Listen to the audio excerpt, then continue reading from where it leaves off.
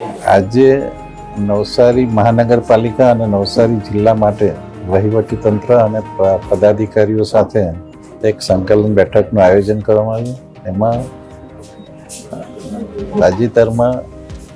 ચોમાસાના લીધે તેમજ ભવિષ્યના આયોજનો માટેની ચર્ચા કરવામાં આવી અને ચોમાસામાં જે રસ્તાઓ અને જે પુલની ચકાસણી થઈ છે એ બધા પુલનું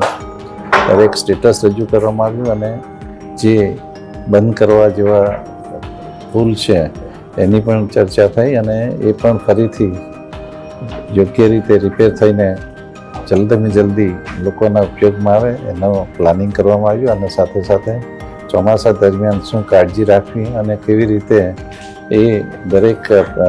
પોઈન્ટનો અમલ કરવો એની ચર્ચા થઈ. સર્વે પદાધિકારીઓએ પીવાના પાણીના પ્રશ્નો અંગે, જર્જરિત ટાંકી અંગે એવા જે પ્રશ્નો અગત્યના છે એની ચર્ચા કરી અને એનું સમાધાન કરવા માટેના પ્રયત્નો ચોક્કસ કરવામાં આવશે.